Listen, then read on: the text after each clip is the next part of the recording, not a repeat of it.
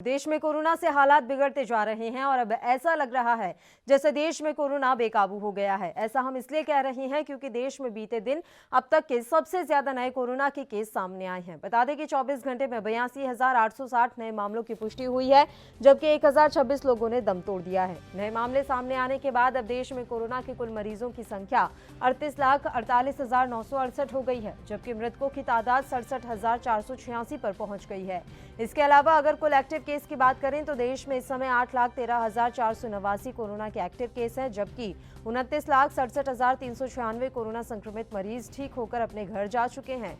बीते दिन 67,874 मरीज ठीक हुए हैं। हालांकि एक्टिव केस लगातार बढ़ने से मुश्किल कम होने की बजाय लगातार बढ़ती जा रही है।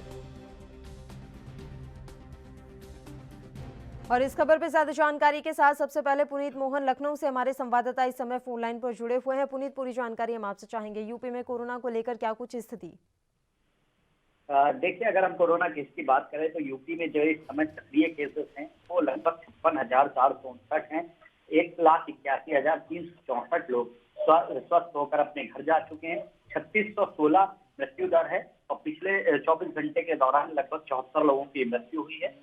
2,41,439 लोग ऐसे हैं जो कोरोना संक्रमित हैं। ये स्वास्थ्य विभाग के दावे हैं जो रोजाना जो अपडेट जो रिपोर्ट वो देते हैं। लेकिन अगर हम बात करें कोरोना रोकने को लेकर के अभी भी किसी भी तरह का कोई एक्शन प्लान या किसी तरह की कोई रूपरेखा तैयार नहीं है, क्योंकि कोरोना लगातार बढ़ता जा रहा है।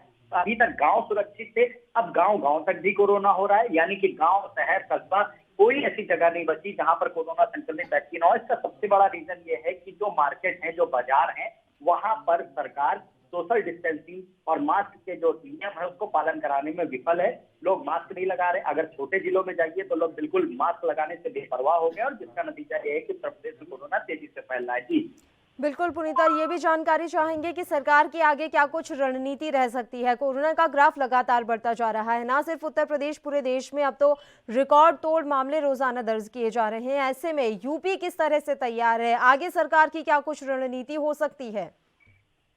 देखिए पल्लवी, जैसा कि मैंने आपको बताया कि अभी किसी तरह का कोई एक्शन प्लान सरकार सामने नहीं लाई है।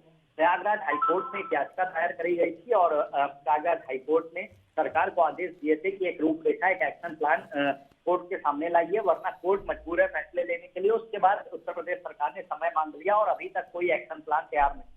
लॉकडाउन की अगर हम बात करें तो शनिवार और रविवार जो लॉकडाउन रहता था उसको घटा करके केवल रविवार कर दिया गया है। अच्छी बात है कि मार्केट खुल रही, क्योंकि लोगों को खासा नुकसान हुए, लेकिन ज्यादा दिन कोई चीजों को बंद भी नहीं रखा जा सकता है। लेकिन एक सरकार को पालन नियम, ये कानून जो बनाया है इसका पालन करवाना होगा। सबसे बड़ी जो लापरवाही हो रही है वो बाजारों में हो रही है। लोग मास्क को लेकर के बेपरवाह है, ना तो दुकानदार मास्क लगाता है, ना ग्राहक लगाते हैं, और सोशल डिस्टेंसिंग को लेकर सॉरी, अगर यही दो चीजों पर अगर काम हो जाएगा बेहतर तरीके से जमीनी स्तर पर, तो उत्तर प्रदेश में जो कोरोना तेजी से फैल रहा है उसमें लगाम लगाई जा सकती है। जी वीकेंड लॉकडाउन की क्या कुछ स्थिति है पुनीत? क्या उसका कोई असर नजर आ रहा है?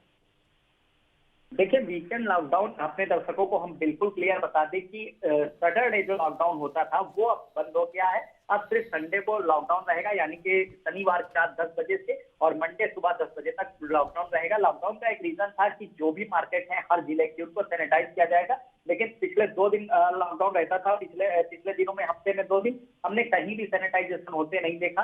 सरकार की, नगर निगम की नगर विकास की खासा लापरवाही है। और अगर वीकेंड लिए लॉकडाउन किया जा रहा है तो इसका भी रीजन यही है कि जो मार्केट बंद रहेगी तो उनको प्रॉपर सैनिटाइज किया जाएगा, लेकिन सैनिटाइजेशन का कोई काम नहीं हो रहा है। अब केवल रविवार के दिन लॉकडाउन रहेगा, बाकी दिन जैसे मार्केट ओपन होती थी वैसे ओपन होगी। सुबह 8 बजे से लेकर के रात के 9 बजे तक की छूट है। 9 बजे के बाद फिर सबको अपनी दुकानें बंद करनी होंगी। जी बिल्कुल, और इसी दौरान अगर जो एसेंशियल सर्विसेज हैं क्या वो खुली रहेंगी पुनीत? बिल्कुल, एसेंशियल सर्विसेज पहले भी खुली थी, लॉकडाउन के दौरान भी खुली थी, और वो उनका एक अलग क्राइटेरिया है, उनको एक अलग कैटेगरी में रखा गया है। 9 बजे वाला प्रावधान जो है वो उनके ऊपर लागू नहीं होता, चाहे वो मेडिकल स्टोर हो, चाहे वो हॉस्पिटल हो। जो एसेंशियल सर्विसेज है उनमें किसी भी तरह की रुकावट ना आए, बाधा ना आए, उसको लेकर के सरकार ने जो रूपरेखा तैयार करी है गाइडलाइन की, उसमें विशेष रूप से छूट दी गई है। ऐसे में हॉस्पिटल जो है और एसेंशियल सर्विस जो है वो प्रॉपर जैसे चालू थी वैसे आगे भी जारी रहेंगी। शुक्रिया पुनीत मोहन तमाम जानकारी हम तक पहुंचाने के लिए। तो देश में लगातार कोरोना के केसेस जो हैं वो बढ़ते ही जा रहे हैं। आज एक बार फिर रिकॉर्ड मामले कोरोना के दर्ज किए गए हैं। आपको बता दें कि 82,000 से ज्यादा मामले कोरोना के रिकॉर्ड दर्ज हुए हैं।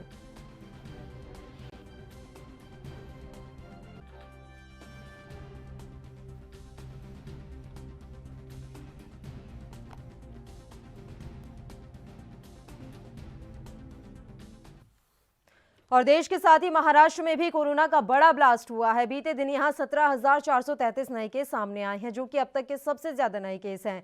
इसके अलावा 24 घंटे में 292 मरीजों की मौत भी हो गई है। इस तरह अब राज्य में कुल संक्रमित मरीजों का आंकड़ा 8,25,000 की संख्या को पार कर गया है, जबकि मृतकों की संख्या भी 25,000 के पार पहुंच गई है। बता दें कि राज्य में अब तक 25,195 कोरोना मरीजों की मौत हो गई है।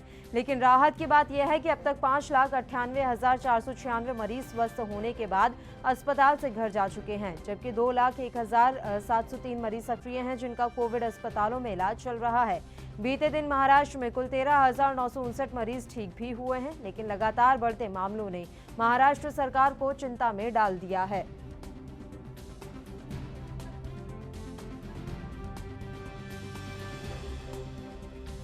और खबर पे ज्यादा जानकारी के साथ मुंबई से हमारे संवाददाता सत्यप्रकाश सोनी इस समय फोन लाइन पर जुड़े हुए हैं। सत्यप्रकाश, कोरोना को लेकर क्या कुछ अपडेट? जी देखिए, महाराष्ट्र में एक तरफ जहां कोरोना संक्रमण की संख्या जो है लगातार बढ़ती जा रही है, महाराष्ट्र नंबर 1 कोरोना के लिए हब बन चुका है, लेकिन उसके बावजूद महाराष्ट्र में लोग जो है कोरोना को भूल चुके हैं, क्योंकि महाराष्ट्र एक मुंबई जो है आर्थिक राजधानी मानी जाती है। यहाँ अन्य प्रांतों से, अन्य राज्यों से लोग यहाँ आते हैं काम धंधे के सिलसिले में। ऐसे में जिस तरह से तमाम करीब 4 से 5 महीने लॉकडाउन लगा था, उसको लेकर आर्थिक स्थिति लोगों की अब बिल्कुल खराब हो चुकी है। उसको लेकर जहां एक तरफ सरकार भी चिंता में है, वहीं दूसरी तरफ आम जनता भी अपनी रोजी रोटी के लिए चिंता में है। तो जाहिर तौर पर लोग काम के लिए लोग निकल जाते हैं, लेकिन जिस तरह से कोरोना का डर शुरुआती दौर में था, अब ऐसा डर नहीं देखा जा रहा है। यही वजह है कि लगातार कोरोना मरीजों की संख्या जो है मुंबई महाराष्ट्र में बढ़ती जा रही है। जिस तरह से सरकारी आंकड़े बताते हैं कि करीब 2 लाख के आसपास अभी भी जो है एक्टिव मामले महाराष्ट्र में है, वहीं करीब 5.5 लाख लोग जो है पूरी तरह से ठीक होकर घर लौट चुके हैं। तो जो रिकवरी रेट है महाराष्ट्र का कहीं काफी बेहतर है, और वहीं जो मृत्यु दर है वो 3.03 है। तो जाहिर तौर पे लोगों के मन में इसी को लेकर डर नहीं है। और हालांकि सरकार तमाम सुविधाएं कर रही है, चाहे वो आइसोलेशन वार्ड की बात किया जाए, हॉस्पिटल की बात किया जाए या क्वारंटीन सेक्टर की बात, तमाम चीजें मुहैया करवा रही है। लेकिन जिस तरह से ग्राउंड स्तर पर उनको सुविधा मिलना चाहिए, वो नहीं मिल पा रही है। उसको लेकर तमाम लोगों की शिकायतें मिलती रहती है। जी शुक्रिया सत्यप्रकाश, तमाम जानकारी हम तक पहुंचाने के लिए। देश दुनिया की खबरों के लिए ANB न्यूज को सब्सक्राइब करें और बेल आइकन दबाएं।